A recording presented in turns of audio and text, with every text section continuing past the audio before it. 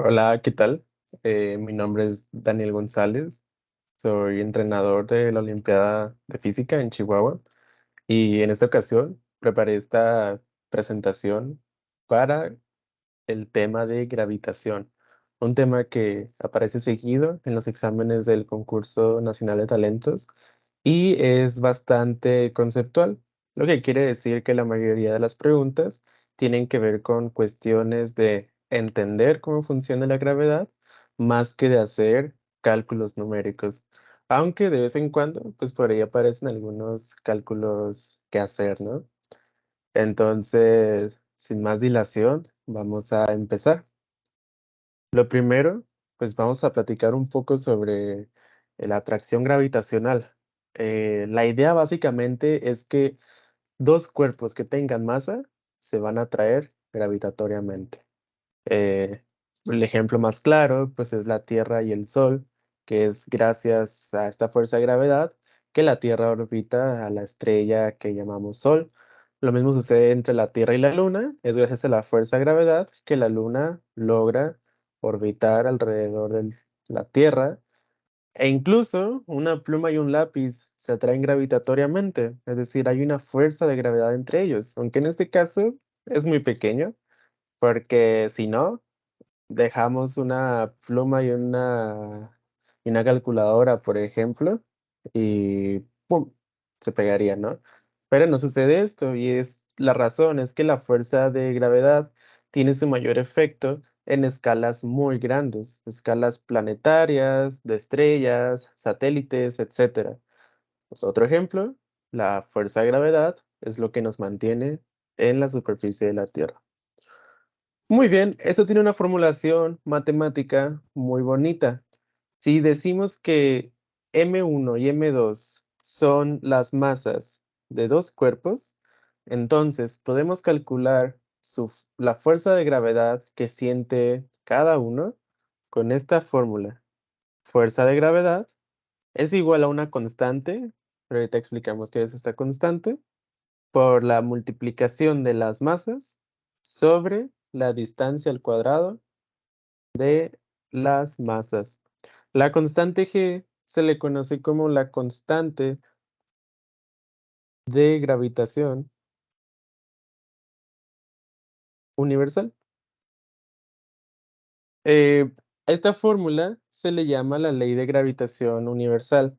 Fue formulada por Isaac Newton y la fuerza de gravedad es la que describe la estructura general del universo. Esto es algo muy importante. En el universo existen cuatro fuerzas fundamentales: la gravitacional, la electromagnética y la fuerza nuclear fuerte y la débil. Sin embargo, solo hay una que describe la estructura del universo a gran escala, y esta es la fuerza de gravedad. Las otras tres fuerzas tienen su, digamos, su influencia en la escala microscópica, en la escala cuántica. Pero hablando de la estructura grande del universo, esto es galaxias, planetas, cúmulos de galaxias, es la fuerza de gravedad. Muy bien. El valor de la constante G es de 6,67 por eso a la -11 newtons por metro cuadrado sobre kilogramo cuadrado. Esas son las unidades de la constante de gravitación universal. Y con esta fórmula podemos calcular la fuerza que van a sentir dos cuerpos que se atraen gravitatoriamente. A continuación, pues tenemos un pequeño diagrama de cómo se vería esto. Teniendo dos masas, eh, M1 y M2, se van a atraer gravitatoriamente. Y aquí hay algo muy importante. La magnitud de la fuerza con la que se atrae cada una es la misma. Es decir, se van a atraer con la misma fuerza. Solamente que como son fuerzas de atracción, pues esta masa se ve atraída hacia la derecha por la otra masa. Y esta masa se ve atraída hacia la izquierda por esa otra masa, ¿no? Ustedes entienden ahí el juego de palabras. Y algo bien importante, y es que la distancia que utilizamos en esta ley de gravitación universal es la distancia desde los centros de las masas, no desde la superficie. Es decir, si consideráramos esta distancia, estaremos cometiendo un pequeño error, porque la distancia que debemos considerar es de los centros, ¿ok? Y entonces va de nuevo. La ley de gravitación universal es fuerza de gravedad igual a la constante de gravitación universal por masa 1 por masa 2 sobre la distancia entre sus centros al cuadrado, ¿ok? Y una manera de interpretar esta ley, pues es que la fuerza de gravedad es proporcional a la multiplicación de las masas e inversamente proporcional a la distancia al cuadrado entre las masas. Entender la descripción de la ley de gravitación universal es muy importante, es decir, la descripción en palabras.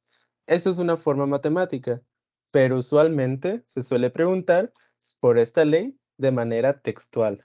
Entonces, ¿cómo sería de manera textual? Va de nuevo, la fuerza de gravedad es proporcional a la multiplicación de las masas o el producto sobre la distancia al cuadrado. Así es como de manera textual podría aparecer alguna pregunta.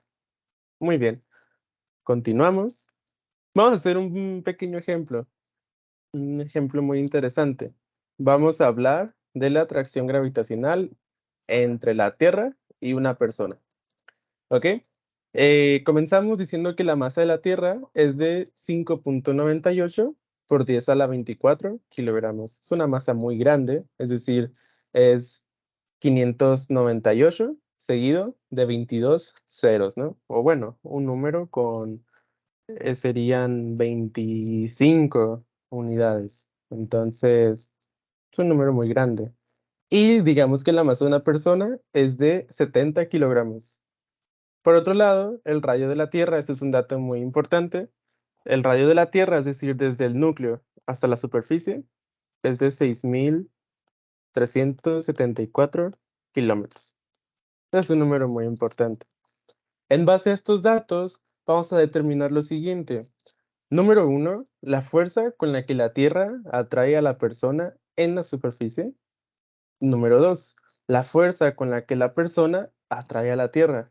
Por increíble que parezca, nosotros también estamos atrayendo a la Tierra gravitacionalmente, pero vamos a ver en el inciso 3 que el efecto que tenemos en la Tierra es despreciable.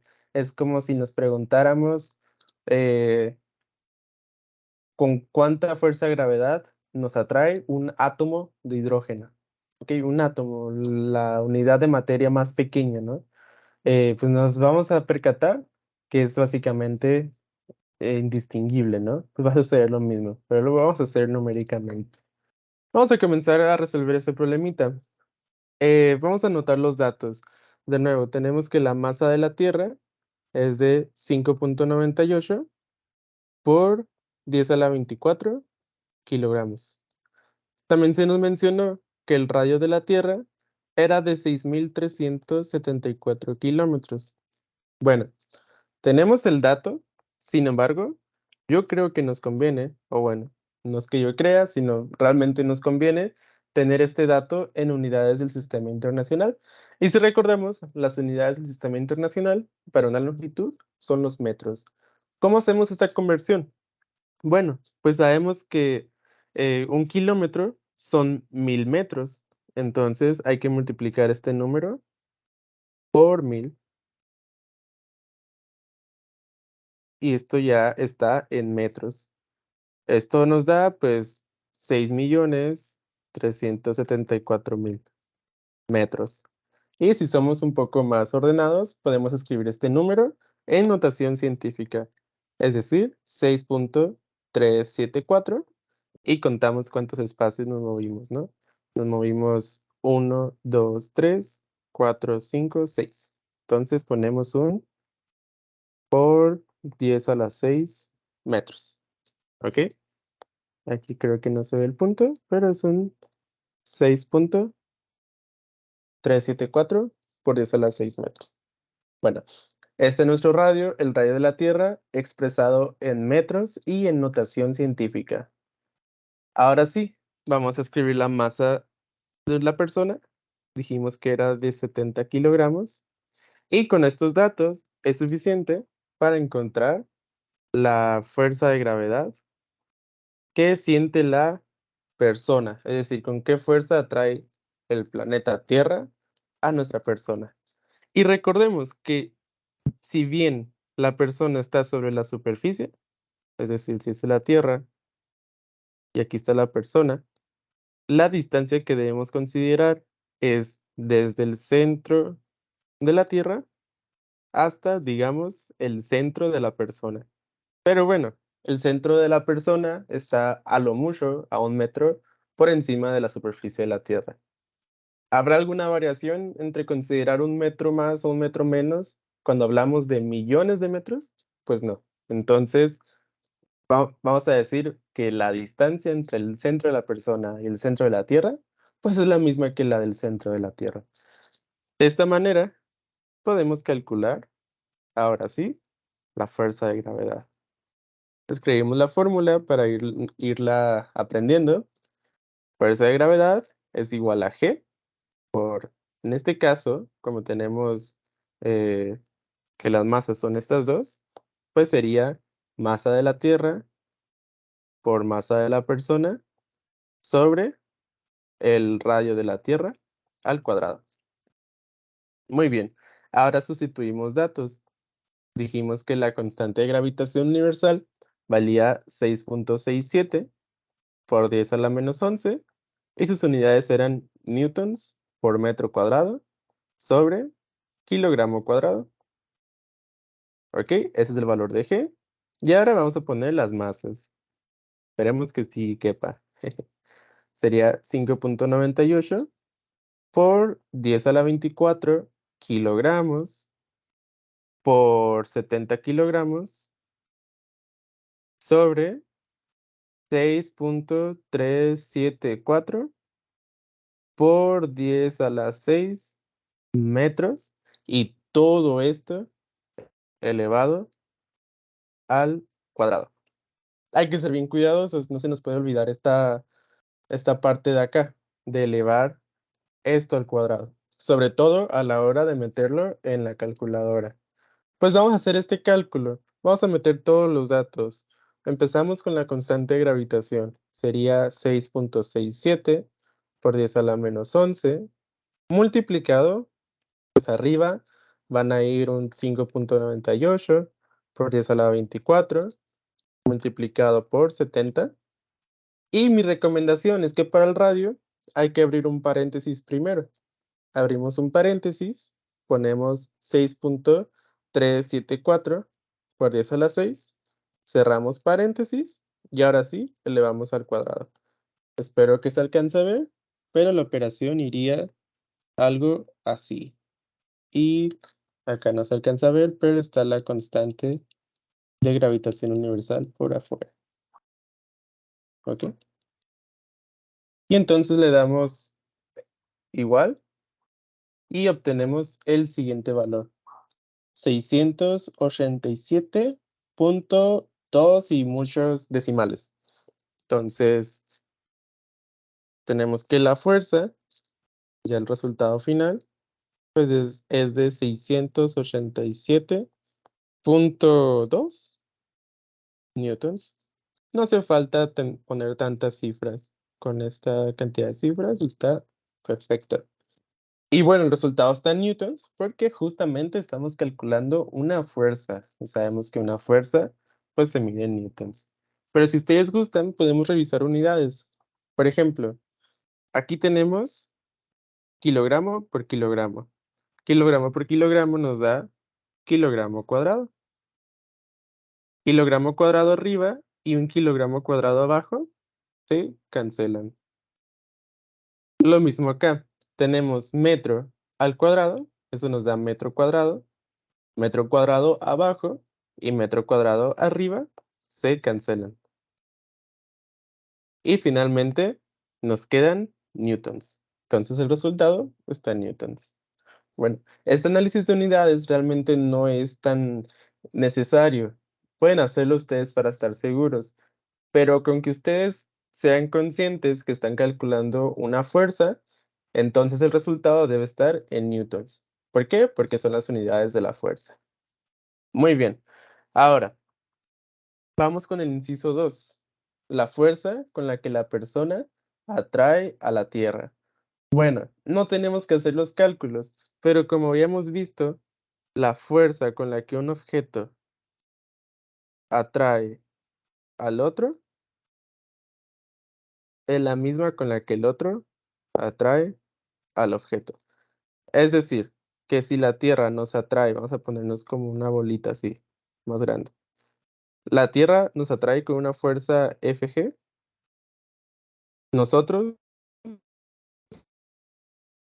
atraemos con una fuerza Fg, solamente que pues en dirección opuesta, pero del mismo valor. Por lo tanto, atraemos a la Tierra con los mismos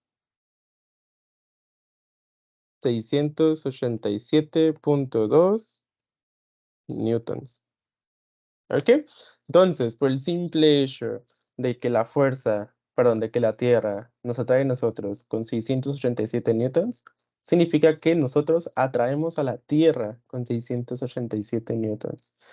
687 newtons es una fuerza bastante considerable cuando las masas son pequeñas, pero cuando hablamos de una cosa tan gigante como la Tierra, esta fuerza vamos a ver que no tiene casi ningún efecto. Vamos a ver esto en el ejemplo 3. Ya tenemos que la fuerza que sentimos nosotros es de 687 newtons. 0.2 newtons. Muy bien. Y la fuerza con la que atraemos a la Tierra, pues también es de 687.2 newtons. Vamos a encontrar la aceleración. Para encontrar la aceleración, vamos a hacer uso de la segunda ley de Newton. Sabemos que por la segunda ley de Newton, fuerza es igual a masa por aceleración. Entonces, en este caso, la fuerza, pues, es la fuerza gravitacional, que es de 687 newtons, y pues despejamos aceleración. Aceleración es igual a fuerza sobre masa, y esto es igual a 687.2 newtons sobre la masa de la persona, 70 kilogramos. Hacemos esta operación, lo cual nos daría 9.81 metros sobre segundo al cuadrado. Y seguro reconocen este número, este valor, pues es el valor de la constante G minúscula. No se debe confundir esta G minúscula con la G mayúscula que usamos en la ley de gravitación universal. Esta G minúscula es la de toda la vida, es la aceleración por la gravedad. Y obtuvimos ese número. La obtuvimos a partir de la ley de gravitación universal. Entonces, bueno, pues la aceleración es bastante grande. Ya sabemos que si caemos durante, en teoría, si cayéramos durante 10 segundos en el aire, alcanzaríamos una velocidad de 98 metros sobre segundo, ¿no? Bueno, eso ya es tema de dinámica, de cinemática, perdón. Pero la cosa es que esta aceleración que nosotros experimentamos es grande. Vamos a hacer lo mismo. Vamos a calcular la aceleración que sentiría la Tierra. Entonces, inciso B. En este caso, la fuerza va a ser igual a la masa de la Tierra por la aceleración que siente la Tierra. De nuevo, despejando aceleración de la Tierra, tenemos que es F sobre masa de la Tierra. Y pues la fuerza es la misma, 687.2 newtons. Y la masa de la Tierra, vimos que era 5.98 por 10 a la 24 kilogramos. Hacemos esta operación con cuidado. 687.2 sobre 5.98 por 10 a la 24. Se debería de ver algo así la operación. Y lo que resulta es una aceleración de 1.15 por 10 a la menos 22 metros sobre segundo cuadrado. Bueno, si se preguntan cuánto es esta aceleración, pues es pequeñísima, muy, muy pequeña. Eh, Básicamente cero, ¿ok? Es algo así como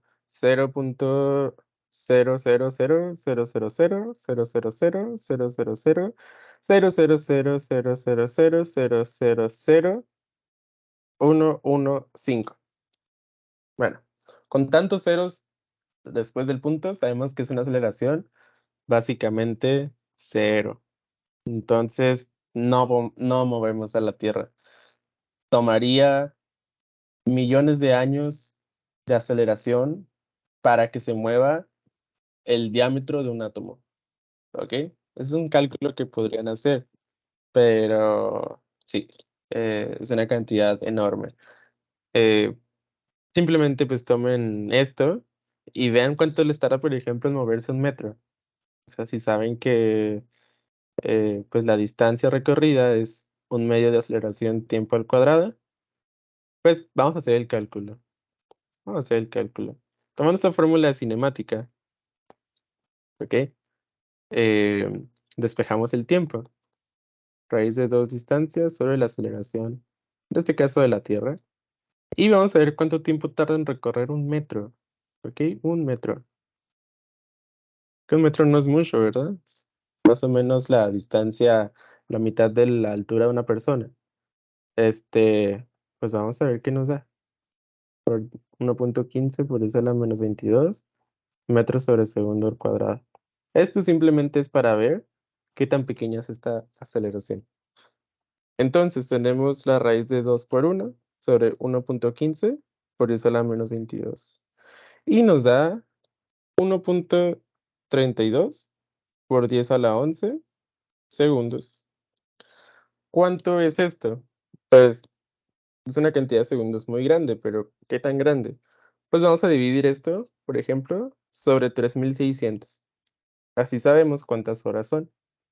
Y tenemos que son 3.66 por 10 a las 7 horas.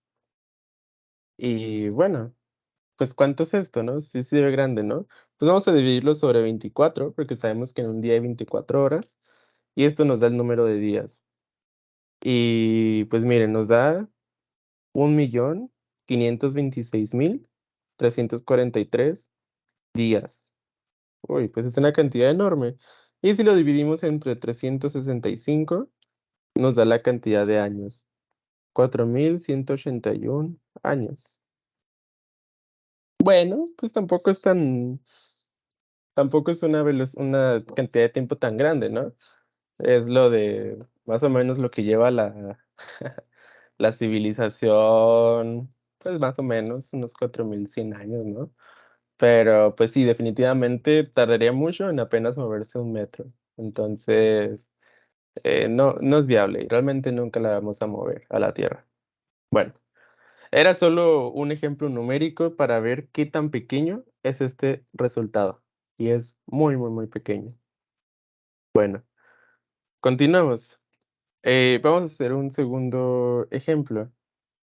Este segundo ejemplo va a ser cómo calcular la gravedad sobre una superficie de algún planeta. Bien, pues resulta que cada planeta del sistema solar tiene una aceleración gravitatoria distinta. Por ejemplo, pues la Tierra, sabemos y lo acabamos de calcular, que es de 9.8 metros sobre segundo al cuadrado. Mientras que en Júpiter, el planeta grande, el planeta coloso, la aceleración es de 24.8 metros sobre segundo al cuadrado. ¿Cómo realizamos este cálculo? ¿Cómo le podemos hacer? Pues vamos a utilizar la ley de gravitación universal. Muy bien, la idea es bastante similar. La fuerza es igual a masa por aceleración. Y si esta fuerza es igual a la fuerza de gravedad, donde m mayúscula es la masa del planeta y m minúscula es la masa de algún objeto sobre la superficie, pues va a ser algo así, ¿ok? Bien, pues eh, de esta fórmula vamos a decir que, bueno, como se trata de una aceleración por gravedad, pues llamamos a esta una g. Y va a ser una g, pues no necesariamente de la Tierra. Vamos a poner una gp, que es la gravedad en un planeta, y m, vamos a ponerle también una p, para decir que es la masa de un planeta, y también r, le ponemos una p, para decir que es el radio de un planeta, ¿ok? Entonces simplemente pues nos damos cuenta que como masa por la gravedad en un planeta es igual a g por la masa del planeta por la masa de un objeto sobre el radio del planeta al cuadrado, pues la masa del objeto, como está en ambos lados, se nos cancela. Entonces, lo que nos queda pues es simplemente que la gravedad del planeta es igual a g, la constante de gravitación universal, por la masa del planeta sobre el radio del planeta al cuadrado. Y con esta fórmula podemos calcular la gravedad en la superficie de cualquier planeta. Solo necesitamos saber cuál es su masa y su radio. Y ese es un buen ejemplo para que ustedes hagan por su cuenta. Busquen, por ejemplo, cuál es la masa de Júpiter y el radio del planeta Júpiter. Y utilizando esta fórmula van a llegar a que justamente es de 24.8 metros sobre el segundo al cuadrado. Eso lo pueden hacer ustedes por su cuenta, pueden pausar el video y revisar que en efecto se cumple esto. Muy bien, continuamos. Ahora vamos a hablar un poco de algo más interesante, las órbitas y el movimiento de los astros. Pues resulta que desde que empezamos a tener un poco de conciencia y empezamos a observar el cielo, pues la curiosidad ha sido nuestro motor para mirar el cielo por horas, todas las noches. Y esto nos hacía formularnos una cantidad infinita de preguntas. En base a estas preguntas, pues hemos formulado una gran cantidad de teorías desde antes de los antiguos griegos. Eh, Cada vez hemos ido teniendo una noción más correcta de las teorías. Pues esto tiene mucho sentido, ¿no? Al principio pensábamos que los planetas estaban ahí por nosotros, luego pensamos que a lo mejor las estrellas y los planetas y el sol eran dioses y etcétera, ¿no? Con el tiempo empezamos a darnos cuenta que eran objetos astronómicos, eran estrellas y también se dieron cuenta que había unos cuantos planetas. Se dieron cuenta de esto porque había ciertos puntitos en el cielo que se movían muy diferente al resto, y esos eran los planetas. Primero, tenemos lo que se conoce como el modelo geocéntrico de Ptolomeo. Es bien importante que relacionen el modelo con el nombre. El modelo geocéntrico de Ptolomeo considera que la Tierra es el centro del universo y todo gira alrededor de él, de la Tierra. Por ejemplo, Marte, el Sol, pues la Luna, etcétera. Y bueno, el modelo geocéntrico de Ptolomeo tiene mucho sentido, ¿no? Porque, pues vemos que las cosas giran en nuestro cielo. Y yo creo que a lo mejor todos, en algún momento cuando fuimos niños, antes de que nos explicaran, pues pensamos, por ejemplo, que el Sol y la Luna también giraban alrededor de nosotros. ¿Cómo podríamos saber de niños, por ejemplo, que somos nosotros quienes nos estamos moviendo, ¿no? Hasta que ya alguien nos dice de que no, pues la Tierra es la que está girando, ¿no? Alrededor del Sol. Entonces, una de las primeras personas que formuló esto con un modelo, pues fue Nicolás Copérnico, con el modelo heliocéntrico. Geo, pues es de Tierra, entonces geocéntrico es centrado en la Tierra. Y helio, pues se refiere al Sol. Entonces el modelo heliocéntrico dice que el Sol es el centro y nosotros giramos alrededor de él. Y aquí algo importante es que en el modelo heliocéntrico las órbitas son circulares. Bien, el modelo heliocéntrico de Copérnico fue uno de los modelos que, pues, revolucionaron nuestro pensamiento. Fue apoyado por Galileo y otros pensadores que posteriormente, pues, fueron perseguidos por estas ideas radicales, ¿no? Que iban en contra de las creencias en aquellos tiempos. Pero a partir de ahí, pues, nos empezamos a dar cuenta que era la teoría que más hacía sentido. Y sentido se refiere no solo a que nosotros lo que pensemos, sino lo que veíamos con telescopios. La invención del telescopio por Galileo Galilei fue una de las maneras en las que empezamos a dejar atrás todas estas teorías, como el modelo geocéntrico o etcétera, que eran dioses, porque empezamos a ver las cosas más de cerca, ¿no? Por ejemplo, Galileo empezó a ver que los planetas también tenían lunas o satélites naturales. Entonces, el modelo heliocéntrico de Copérnico fue un modelo que revolucionó la historia y a partir de ahí, pues las cosas se fueron poniendo mejores, cada vez más precisas. Después de esto vinieron las tres leyes de Kepler, de Johannes Kepler, que son leyes empíricas. Ahorita platicamos qué se refiere esto de empírica, pero son una de las leyes que más, todavía más que el modelo heliocéntrico, cambiaron la historia. En este modelo de las leyes de Kepler, básicamente se dice que los planetas orbitan estrellas y lo hacen en órbitas elípticas, es decir, no son perfectamente circulares, forman elipses. Y otras cosas que vamos a ver con más detalle. Después vino la ley de gravitación universal. La ley de gravitación universal fue una formulación matemática y ayudó a sustentar las tres leyes de Kepler. Entonces, la ley de gravitación universal fue muy importante durante cientos de años, hasta que en 1918, aproximadamente 1915, Einstein formuló su teoría de la relatividad general. La teoría de la relatividad general es la que dice que los objetos con masa curvan el espacio-tiempo. eh, y dice entonces que la gravedad, pues, se experimenta por una curvatura en el espacio. Entonces, todas estas teorías hablan sobre por qué los astros se mueven de la manera que lo hacen y han ido evolucionando. La teoría actual es la de la relatividad general de Einstein. Sin embargo, estas dos leyes, la de Kepler, las tres leyes de Kepler y la ley de gravitación universal de Newton, siguen teniendo su aplicación. Entonces vamos a platicar un poco de ellas. Empezamos con con las leyes de Kepler.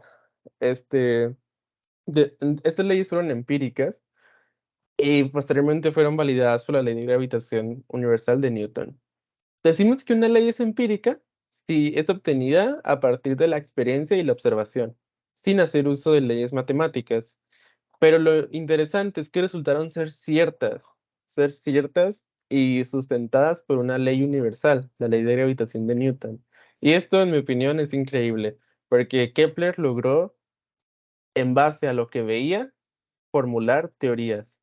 Y que esas teorías sean ciertas y correctas es algo realmente increíble, porque uno puede formular cualquier hipótesis de lo que ve y pues no necesariamente es cierto, ¿no? Pueden haber cosas que no tomemos en cuenta, pero Kepler, en base a pura observación y ver datos numéricos, dijo, aquí hay tres leyes que todos estos datos y observaciones tienen en común y son pues estas tres leyes de Kepler. Vamos a empezar a hablar una por una. Vamos a empezar con la primera ley. Esta ley se conoce como la ley de las órbitas y dice algo así. Las órbitas de los planetas son elípticas. Esta es la clave, son elípticas, donde uno de los focos de la elipse se encuentra la estrella. Bien, número uno, ¿qué es una elipse? Bueno, una elipse es una figura bastante parecida al círculo, ¿ok? Solamente que está como achatada. Es lo que a veces se le suele llamar como un óvalo. pero aquí le llamamos elipse. La elipse tiene dos focos. Los focos son como los radios de la elipse. En cierta manera, la elipse tiene dos radios. ¿Y qué cumple o cómo construimos una elipse? Pues imagínense que tenemos como una liga, así, una liga atada, y entonces estiramos la liga. Pues la liga se va a poder estirar cierta cantidad. Y pues básicamente la idea es que cualquier punto sobre la elipse, la suma de las distancias a los focos siempre es la misma, sin importar qué punto estemos tomando. Aquí estamos tomando dos puntos completamente diferentes y vamos a llamar a estas distancias D1 y D2 y L1 y L2. Entonces la elipse debe cumplir que en cualquier punto D1 más D2 debe ser igual a L1 más L2. Ok, la distancia del punto a los focos debe ser la misma. Esa es una elipse. Y si se fijan, estos puntos que llamamos focos cumplen la función del radio en el círculo. Pero bueno, no es necesario entrar en tanto detalle respecto a elipses. Y yo creo que si ven un video en YouTube sobre elipses, le van a entender mucho mejor. Pero esa es una breve descripción de lo que es una elipse. Básicamente la elipse es como un tipo de óvalo, pero bueno, le decimos elipse. Entonces, voy a limpiar esto. Entonces, aquí lo que tenemos es que el Sol o cualquier estrella debe estar en alguno de los focos. Y por lo tanto, un planeta como la Tierra va a describir una órbita así. Entonces, podemos notar que la distancia del Sol a la Tierra va variando, varía con el tiempo. Muy bien. Este punto, el punto más cercano al Sol, le llamamos el perihelio. Y el punto más alejado del Sol le llamamos el afelio. Bien, eh, esto realmente es todo respecto a la primera ley. Simplemente nos dice este, que que la órbita del planeta pues va a ser elíptica y se le conoce como la ley de las órbitas. Bien, vamos a hablar de la segunda ley. Esa segunda ley le suelen llamar como algo así de la ley de las áreas. Y en esta ley, eh, lo que dice es que un planeta que está orbitando una estrella va a barrer áreas iguales en tiempos iguales. Ok, ¿qué es barrer áreas iguales? Pues si tomamos, imaginemos que la órbita va así, pues si tomamos la línea que une la estrella con el planeta y hacemos que esa línea barra un área conforme va orbitando, pues el área que barrería en este caso es esta, ¿no? Que es como una especie de rebanada de pizza poco achatada, ¿no? Bueno, pues esta área, eh, esta figura, pues tiene cierta área, ¿no? Vamos a llamarla, pues, área 1.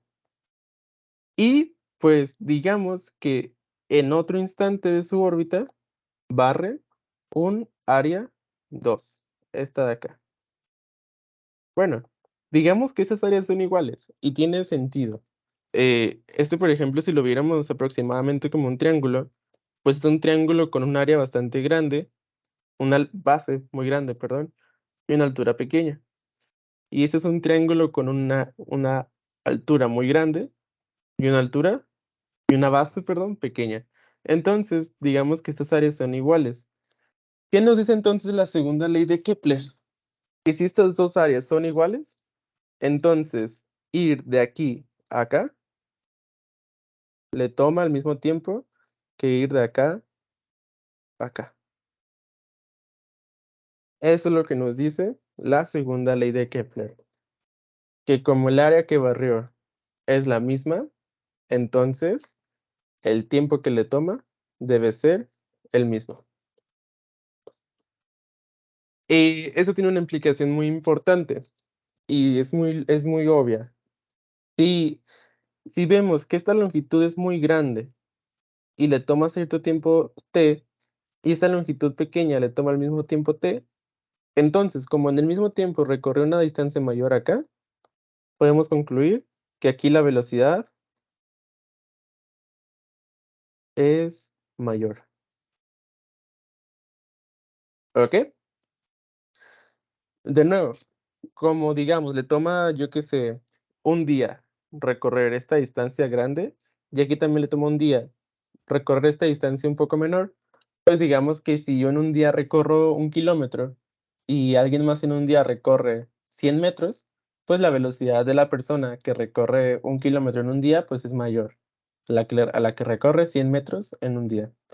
Entonces la velocidad aquí es mayor y resulta que es mayor cuando está más cerca de la estrella y es menor cuando está más lejos de la estrella. Recordemos que este punto se llamaba el afelio y este punto se llama el perihelio.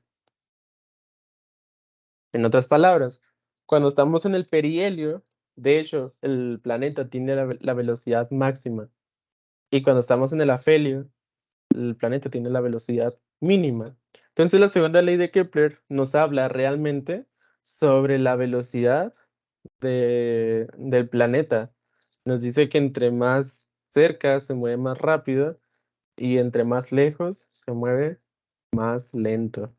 Esto es de lo que nos habla la segunda ley de Kepler y de igual manera pues nos ayuda a saber pues que si un planeta barrió la misma área, pues entonces lo debió haber hecho en el mismo tiempo. Bueno, esta ley pues la ley de las áreas. Y ahora vamos con una de las leyes más importantes, la tercera ley de Kepler. Esta se le conoce como la ley de los periodos, ¿ok? Y nos habla sobre, pues justamente el periodo orbital de los planetas. El periodo orbital de un planeta es el tiempo que le toma completar una órbita alrededor de su estrella. Y esa tercera ley nos dice la, que el periodo orbital de un planeta elevado al cuadrado es proporcional al cubo del semieje mayor de su órbita. Bueno, aquí a lo mejor está un poco confuso, ¿no? El semieje mayor es básicamente la distancia promedio del planeta a la estrella. Como vimos anteriormente, la distancia es una elipse, la órbita es una elipse, y entonces la distancia va cambiando con el tiempo, ¿no? Bueno, ¿qué es el semieje mayor? El semieje mayor es la distancia del centro de la elipse hasta ya sea el perihelio o lo mismo hasta la felio. ¿Ok? El semieje mayor se representa con la letra A. Y básicamente, una manera de calcularlo es como la distancia máxima al Sol más la distancia mínima al Sol sobre 2. Y este es el afelio. Perdón, el semieje mayor. Así es como lo calculamos. Como la distancia máxima al Sol, la distancia mínima, sumado a la distancia mínima, y todo eso dividido entre 2. Puede que se topen, podría ser que se toparan algún problema, donde les dan la distancia máxima y la distancia mínima al Sol. Con eso pueden calcular lo que se llama semieje mayor, que es la suma de ambos sobre 2. ¿Ok? O bien, si solo les dan una distancia a la estrella, pues entonces esa va a ser la distancia que usamos en la tercera ley de Kepler. Ok, uy, me moví poquito. Muy bien. Entonces, la tercera ley de Kepler quedaría de esta manera. T cuadrada, que es el periodo orbital, ¿ok? Periodo orbital, pues va a ser igual a una constante por el semieje mayor al cubo, ¿ok? Nuevamente, el semieje mayor es la distancia del centro de la elipse a su extremo más grande, ¿ok? Vamos a platicar un poco de esta ley. Vamos a hacer un ejemplo, y este ejemplo consiste en el cálculo de la constante c. Resulta que esta constante c, que aparece en esta tercera ley, depende únicamente de la estrella. Es decir, que todos los planetas que están en el sistema solar tienen el mismo valor de la constante c. Tanto Marte como Mercurio, como Júpiter, etcétera, van a tener el mismo valor de esta constante c. Vamos a hacer el cálculo entonces, y lo vamos a hacer de una manera muy, muy bonita. Eh, Vamos a hacerlo con la Tierra. Entonces, imaginemos que tenemos al Sol y tenemos a la Tierra orbitando al Sol en una elipse. ¿Ok?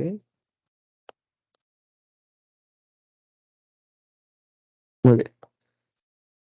Y bueno, este, lo primero, resulta que la elipse o la órbita de la Tierra, pues es una elipse, pero es una elipse que básicamente se ve como un círculo, es decir, la órbita real se ve algo así, algo mejor, algo así, se ve básicamente como un círculo, ¿ok? Entonces, pues la distancia de la Tierra al Sol es básicamente casi siempre la misma, y esta distancia le solemos llamar como una unidad astronómica. Una unidad astronómica, pues es la distancia de la Tierra al Sol. Ok, se representa como una unidad astronómica y esta vale 1.496 por 10 a la 11 metros.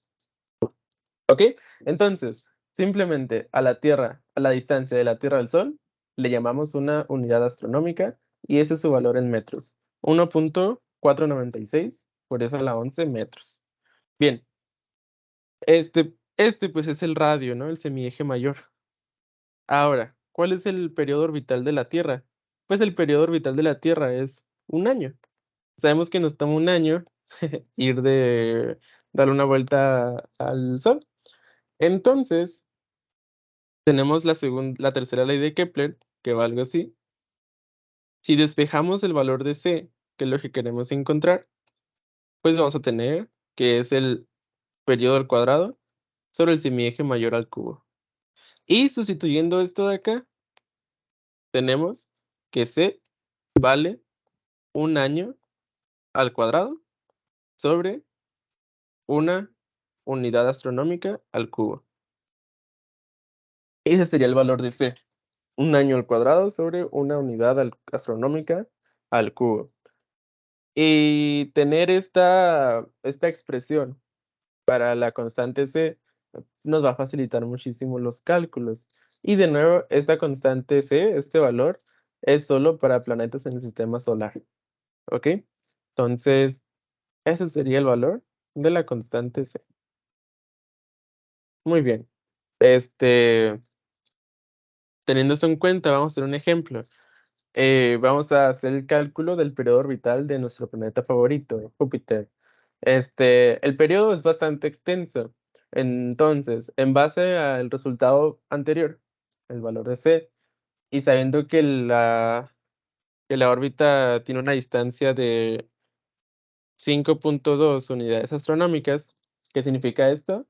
Que la distancia de Júpiter al Sol es 5.2 veces la de la Tierra al Sol. Entonces vamos a determinar el periodo orbital de Júpiter. Bien, hacemos uso de la tercera ley de Kepler y vamos a despejar el cuadrado. Entonces lo que nos quedaría es la raíz de c por A al cubo. ¿Ok? Así nos quedaría el despeje para encontrar el periodo de Júpiter. Sustituimos los valores. Tenemos que C era un año al cuadrado sobre una unidad astronómica al cubo. Y el semieje mayor de la órbita de Júpiter, pues es 5.2 unidades astronómicas elevadas al cubo. Muy bien. Hacemos los cálculos. Número 1, tenemos unidad astronómica al cubo. Entre unidad astronómica al cubo, se cancela. Y tenemos la raíz de un año al cuadrado por 5.2 al cubo. Y 5.2 al cubo es 140.6. Y la raíz cuadrada de 140.6 es 11.85. Y la raíz cuadrada de un año al cuadrado, pues se cancelan porque son operaciones opuestas, el cuadrado con la raíz, y nos queda que es de 11.85 años. Y este es el periodo orbital de Júpiter.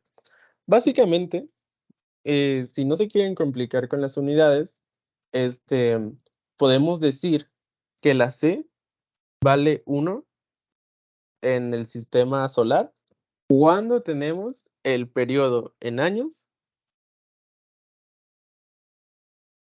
y el semieje mayor o la distancia en unidades astronómicas. Si tenemos estos datos en estas unidades, podemos decir simplemente que t cuadrada es igual a al cubo. Y entonces t es igual a la raíz de a al cubo. Y así no nos hacemos problemas con las unidades. Entonces, de nuevo, sustituyendo, pues es la raíz de 5.2 al cubo. Y tenemos lo mismo, es la raíz de 140.6 y nos da 11.85 años. ¿Ok?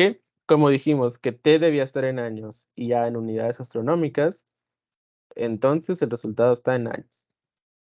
¿Ok? Ese es el tiempo que le toma a Júpiter dar una vuelta al Sol, 11.85 años.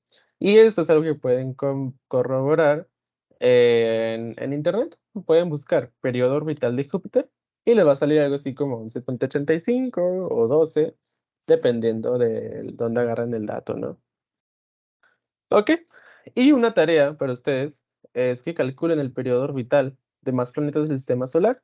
De nuevo, solamente usando t cuadrada igual a c por a al cubo y sabiendo que esta pues vale 1 y obviamente teniendo esta en unidades astronómicas y este en años. Bueno, van a obtener este en años. ¿Qué es lo que deben buscar? La distancia del planeta que les interese al Sol en unidades astronómicas, realicen el cálculo y compárenlo con la información real del planeta. Es decir, primero hagan el cálculo conociendo la distancia al planeta A, ¿ok?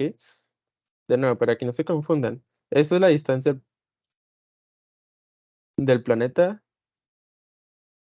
al Sol, que también le llamamos el semieje mayor de la órbita, ¿no? Pero para que ustedes lo puedan encontrar, búsquenlo como distancia del planeta al Sol. O sea, del planeta que les interesa, ¿no? Bueno, entonces de tarea hagan este cálculo para otros 3 planetas. Puede ser Mercurio, puede ser Urano, etcétera. ¿Ok? Los datos que ustedes encuentren y les interesen. Muy bien, perfecto. Ahora vamos a hablar un poco de la ley de gravitación universal de Newton y de cómo esta ley logra explicar estos fenómenos, pero ahora de manera matemática. Eh, Las leyes de Kepler, pues, revolucionaron la astronomía porque tuvieron un gran rango de aplicación y de predicción. Después de esto, la ley de gravitación universal sirvió para darle un sustento matemático a estas leyes de Kepler. Y ahora vamos a ver cómo se estudia el movimiento de los astros desde este enfoque newtoniano. ¿Ok?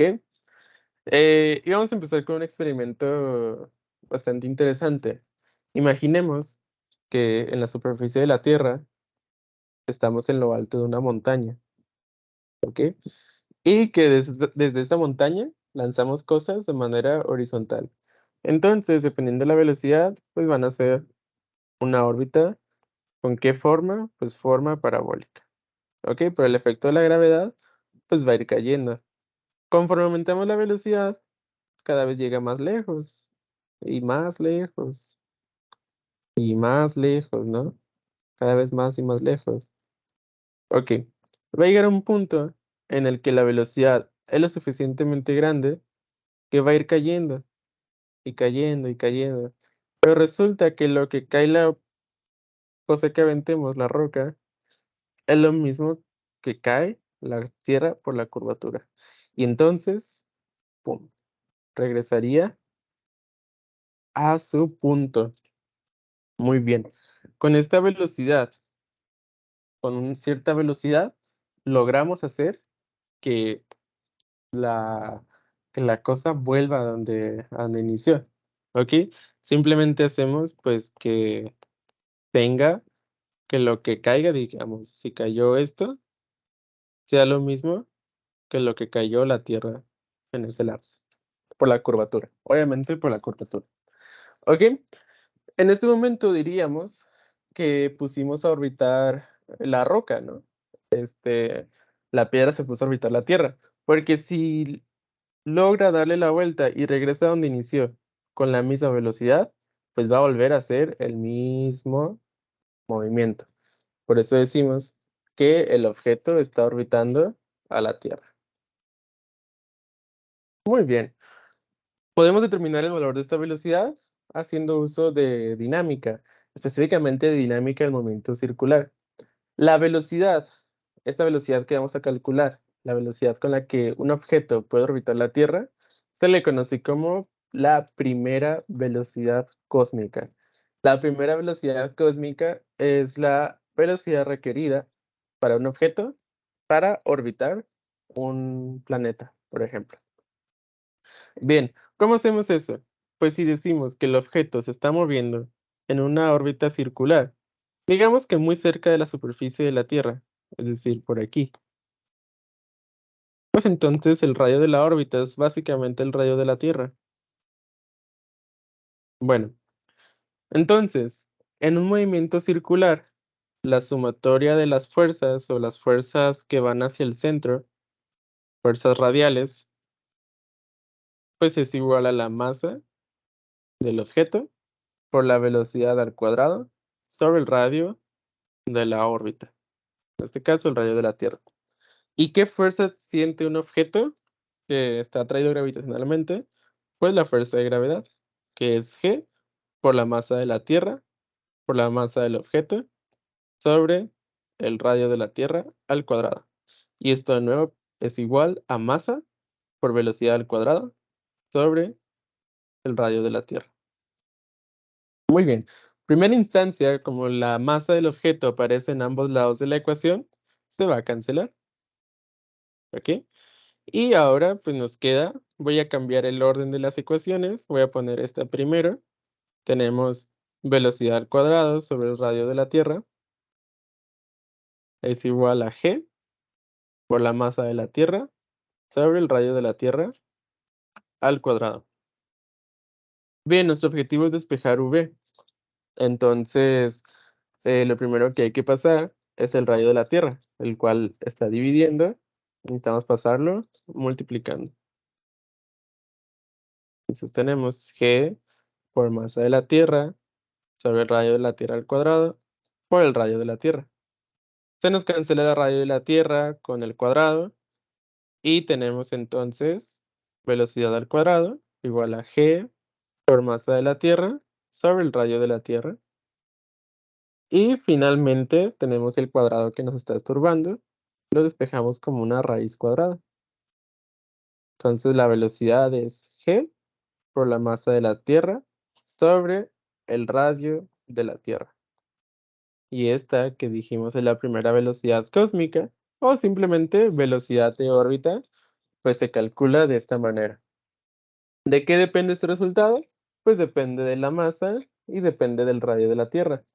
A mayor masa se requiere una mayor velocidad y a mayor radio, es decir, entre mayor sea el tamaño del planeta, la velocidad disminuye, porque esto está abajo, ¿no? Es inversamente proporcional. Entonces, esta es la velocidad de órbita de un planeta. Se calcula con esta fórmula. De nuevo, raíz de la constante de gravitación universal por la masa del planeta sobre el radio del planeta. Ok, esto aplica para cualquier planeta y cualquier objeto con gravedad. No solamente planeta, Tierra. Puede ser Marte, puede ser la Luna, puede ser el Sol, puede ser un asteroide, ok, cualquier objeto con masa y radio. Muy bien. Vamos a, de esta manera, determinar con qué velocidad debe orbitar un satélite eh, que está a 150 kilómetros de altura. Entonces, en este caso, el radio de la órbita, pues es de 6.374 kilómetros más 150 kilómetros. ¿Ok? Este, entonces, este satélite que está a esta altura y va a seguir una órbita circular. Pues vamos a determinar con qué velocidad se mueve. ¿Ok? Entonces su radio de órbita pues es 6.524 kilómetros.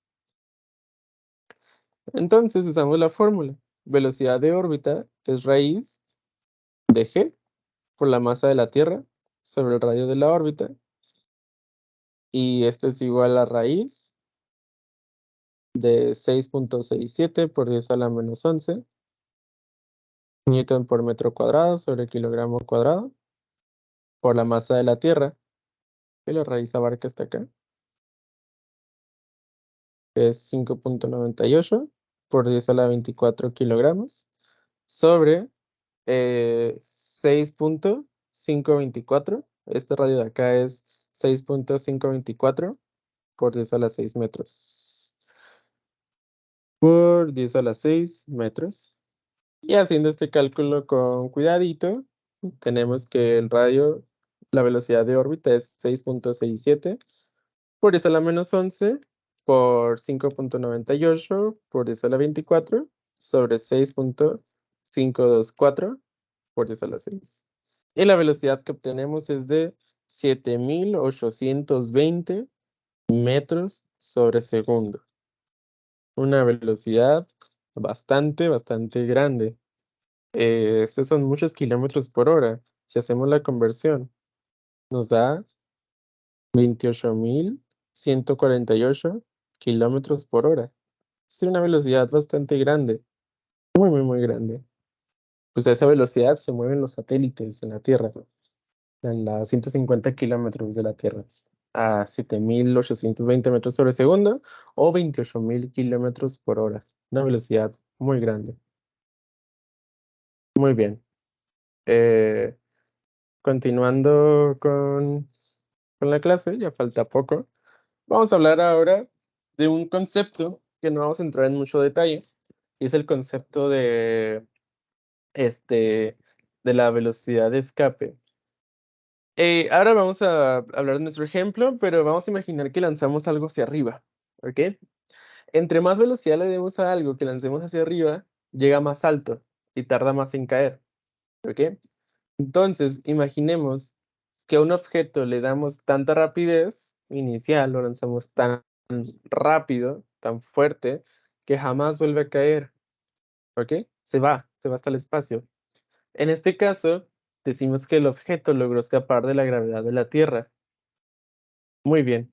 La velocidad mínima que se requiere dar a un objeto para que escape de la influencia gravitacional se llama velocidad de escape.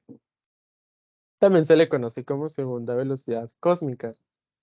Bien, no entraremos en mucho detalle, pero esta velocidad de escape la podemos calcular de esta manera, como la raíz de 2 gravedad por masa sobre el radio del objeto. Puede ser el planeta Tierra, etcétera.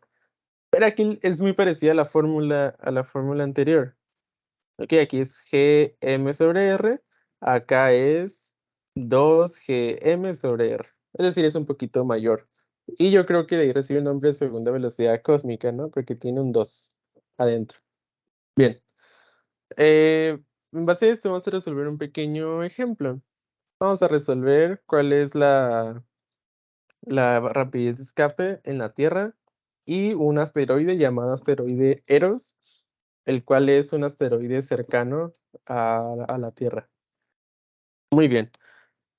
Para el caso de la Tierra, la velocidad de escape va a ser raíz de 2G por la masa de la Tierra sobre el radio de la Tierra.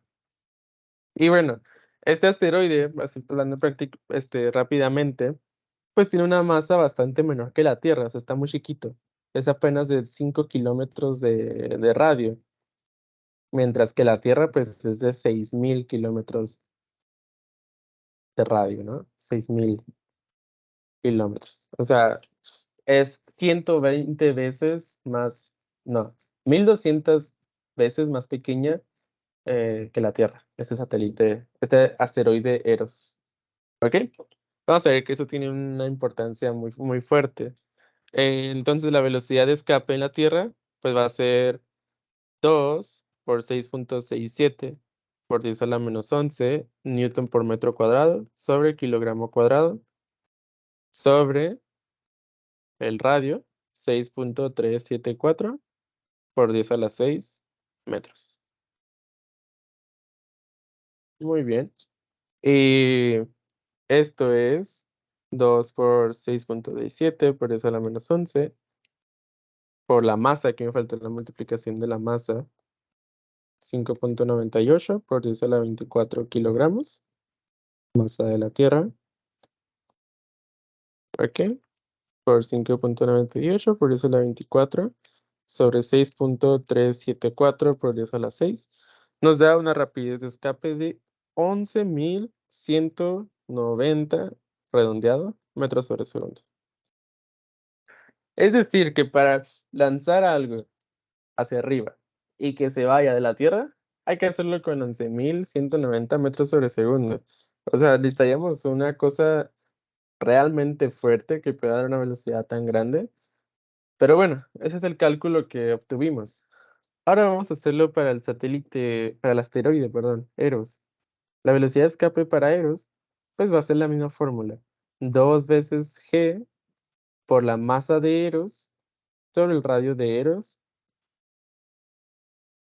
Y esto, pues, es raíz de 2G. Ya sabemos cuánto vale G.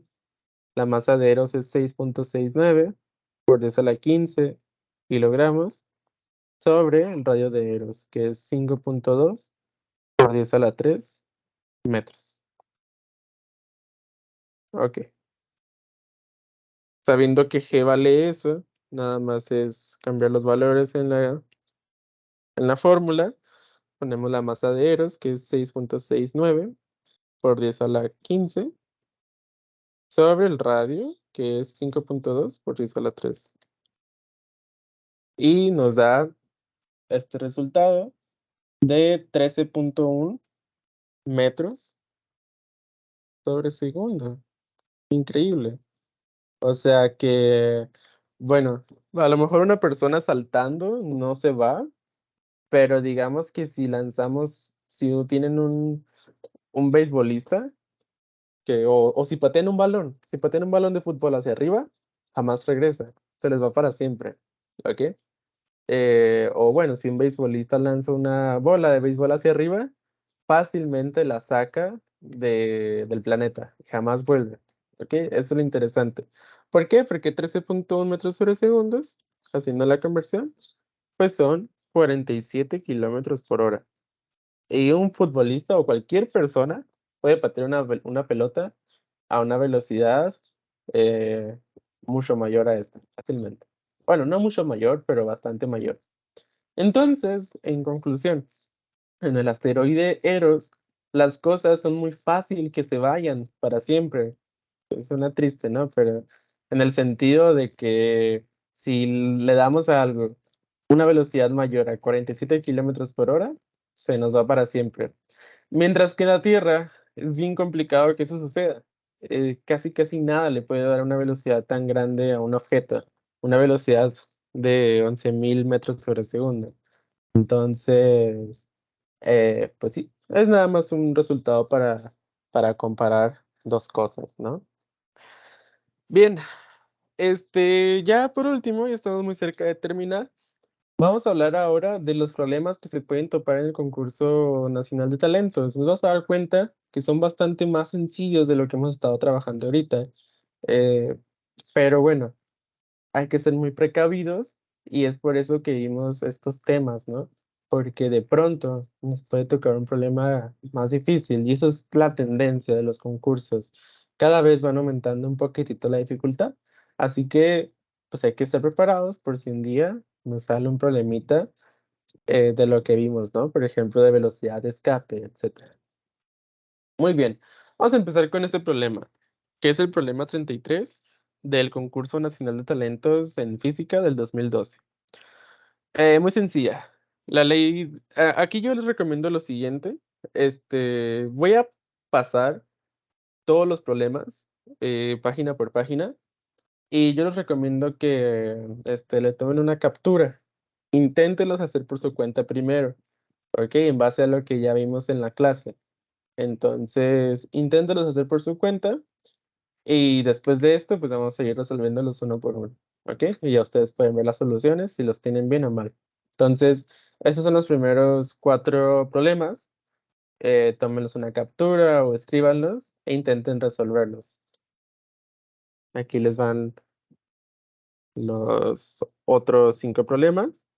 De nuevo, pónganle pausa al video, tomen una captura e intenten resolverlos antes de ver las soluciones. Y por último, tenemos estos de acá. Ok, aquí son bastantes más, son como 9.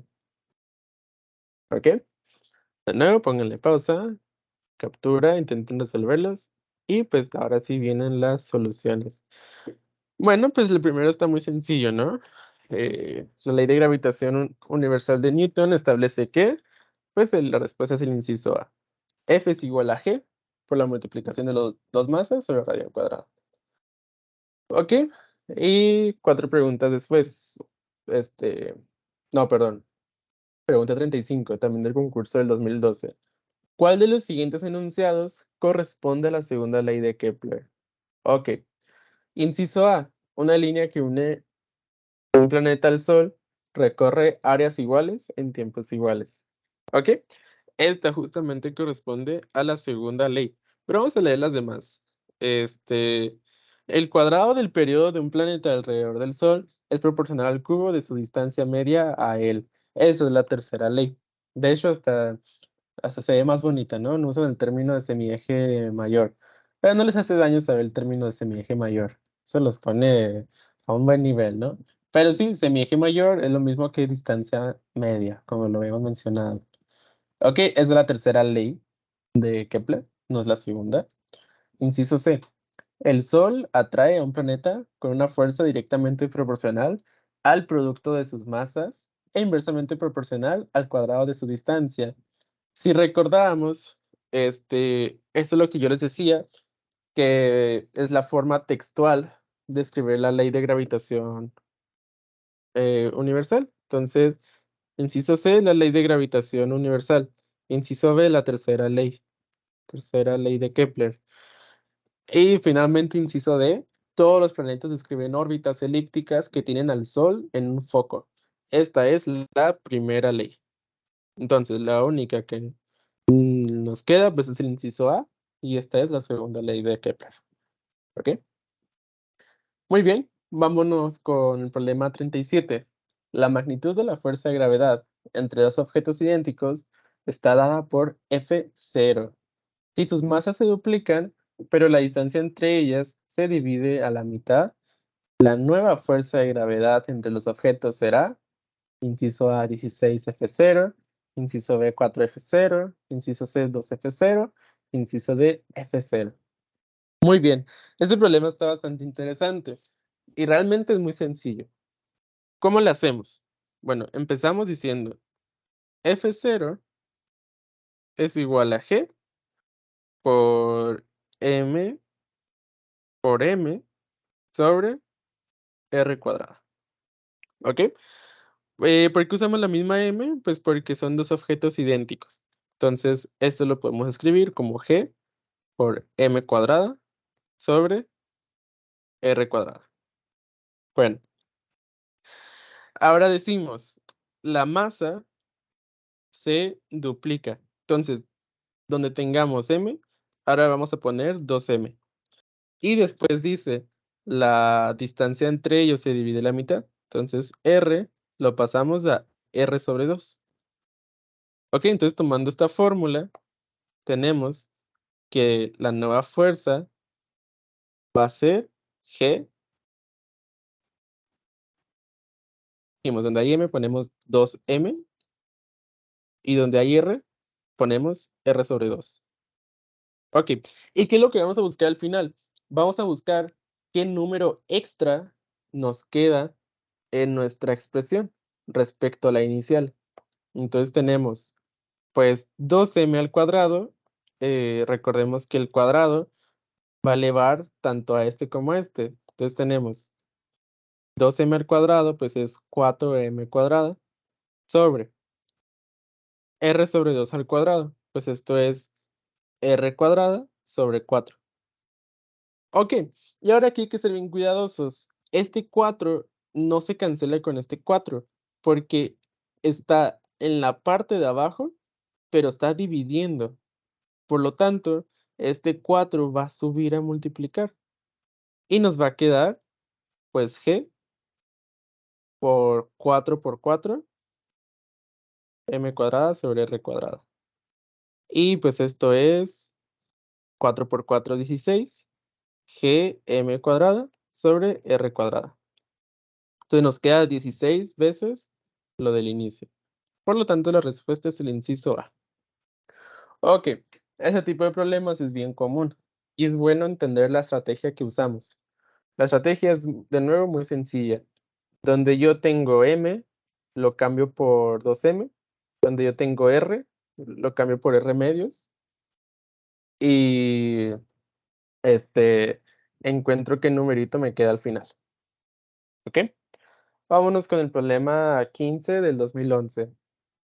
La Tierra ejerce una fuerza de atracción sobre la Luna y la Luna una fuerza de atracción sobre la Tierra.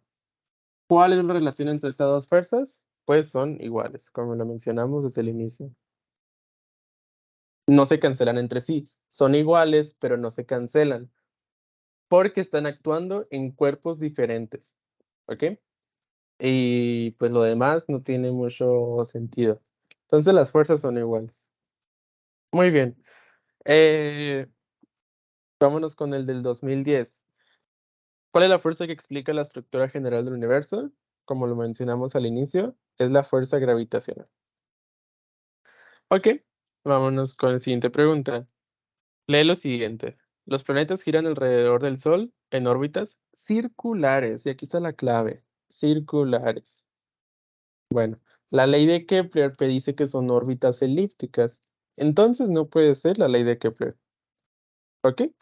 Ptolomeo decía que aquí, antes de ver la opción, está girando alrededor del Sol.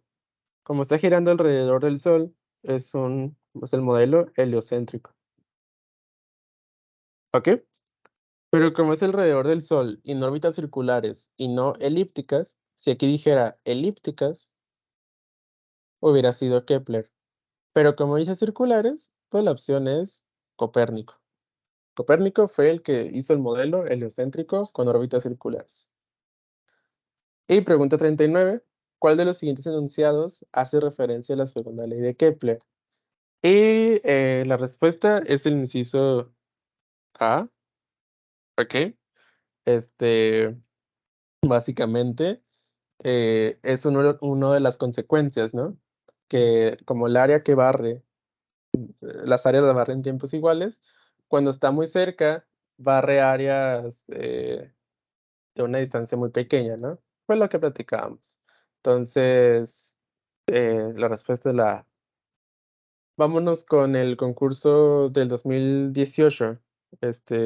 Creo que aquí es un error, es el del 2008. Ok. Eh, ¿Cuál es la fuerza gravitacional entre dos personas de 50 kilogramos que platican a 50 centímetros de distancia? Muy bien. Tenemos M1 igual a 50 kilogramos, M2 igual a 50 kilogramos y R igual a 50 centímetros. Pero queremos R en metros. 50 centímetros es 0.5 metros. Y entonces la fuerza de gravedad va a ser G por M1 por M2 sobre R cuadrado, que va a ser igual a 6.67 por eso a la menos 11 newton por metro cuadrado sobre kilogramo cuadrado por 50 kilogramos por 50 kilogramos sobre 0.5 metros al cuadrado. Y hacemos los cálculos con mucho cuidado. 6.67 por eso a la menos 11 por 50 sobre 0.5 al cuadrado. Ok, se debería de ver algo así. Y esto nos da 6.67 por 10 a la menos 7. Inciso A. Muy bien. Vámonos con el del 2009. ¿Cuál de los siguientes enunciados corresponde a la segunda ley de Kepler? Bueno, de nuevo, inciso A. Una línea este, que recorre áreas iguales en tiempos iguales. Muy bien. Vámonos ahora con un concurso estatal, los concursos estatales de talentos en física del estado de Morelos, que son exámenes bastante similares. Y vamos con un problema bastante interesante. Eh, Problema 24. El hecho de que la luna siempre muestra la misma cara hacia la Tierra es una evidencia de que la luna rota alrededor de su eje una vez por... Muy bien. Y la respuesta es por mes. Y la explicación es la siguiente. Si queremos que la luna, vamos a poner el sistema Tierra-Luna, si queremos que la luna siempre muestre la misma cara, pues digamos es el lado brillante de la Tierra, pues entonces digamos, queremos que aquí se vea así la luna. Y luego, cuando ha dado un cuarto de su órbita, cuando se ha movido un cuarto, queremos que también la parte, uy, me salió una luna cuadrada. Queremos que la luna también siga teniendo su lado brillante hacia la Tierra. Y cuando esté por acá, queremos que la luna también tenga su lado brillante, ese donde está el conejo, apuntando hacia la Tierra. Y finalmente queremos que cuando esté por acá, también tenga su lado brillante, otra luna cuadrada, esos no existen, también tenga su lado brillante apuntando hacia la luna. Y así, queremos que suceda esto. Aquí la pregunta es, ¿cuántas vueltas dio la luna en este lapso? Pues si se fijan, dio, aquí ha dado un cuarto de vuelta. O sea, fíjense qué le va pasando a la cara brillante. La cara brillante de acá a acá dio un cuarto de vuelta. De acá a acá dio media vuelta. O sea, se volteó. Y de acá a acá dio 3/4 de vuelta. Es decir, giró esto. Entonces, de acá a acá da una vuelta completa. Es decir, da una rotación. Y aquí viene la pregunta. ¿Cuánto tarda la luna en dar una vuelta alrededor de la Tierra? Pues 27 días o básicamente un mes. Por lo tanto, la luna rota alrededor de su eje una vez por mes. ¿Por qué? Porque el tiempo que le toma dar una vuelta a la Tierra es un mes. y en ese mes da una vuelta. Si diera más de una vuelta, en algún momento veríamos su cara oscura. Entonces la respuesta es el inciso B, una vez por mes. Ok, vámonos con la pregunta 11. ¿Cuál de los siguientes enunciados corresponde a la primera ley de Kepler? Y bueno, la que corresponde es el inciso D. Ok, por ejemplo, el inciso A habla de la segunda, el inciso B habla de la tercera, el inciso C habla de la ley de gravitación universal, y el inciso D habla de la primera ley de Kepler. Muy bien, vámonos con el problema 45. ¿Cuál es la fuerza gravitacional entre dos personas si una tiene una masa de 60 kilogramos y otra de 70 y la distancia entre sus centros de gravedad es de 1.5 metros? Bueno, M1 es igual a 60 kilogramos, M2 es igual a 70 kilogramos, R es igual a 1.5 metros y pues calculamos haciendo uso de la ley de gravitación universal. Pues tenemos G, ya sabemos que es 6.67 por 10 a la menos 11 newton por metro cuadrado sobre kilogramo cuadrado por 60 kilogramos por 70 kilogramos sobre 1.5 metros al cuadrado. Y haciendo los cálculos, 6.67 por 10 a la menos 11 por 60 por 70 sobre 1.5 al cuadrado. Se debe de ver algo así el cálculo. ¿Ok? Pues obtenemos 1.245 por 10 a la menos 7 newtons. Y la respuesta es ninguna, no parece ninguna exactamente así. ¿Qué es lo que tenemos que hacer? Pues si se fijan, esta de acá, 12.45 por 10 a la menos 8, estaba recorrido un punto a la derecha. Si recorremos un punto a la derecha, tenemos que restarle 1. Es decir, menos 7 menos 1, menos 8. Entonces la respuesta es la D. Ok, pregunta 13. El enunciado, la fuerza de atracción entre dos cuerpos es directamente proporcional al producto de sus masas, inversamente proporcional al cuadrado de la distancia entre ellos, es la... No es el inciso A. Ah, no, sí es el inciso A, perdón. Es que parece que esto es como parte de esto, ¿no? Pero sí, es la ley de gravitación, la ley de Hess, la ley de Coulomb y la ley de los signos, ¿no? La respuesta es la A.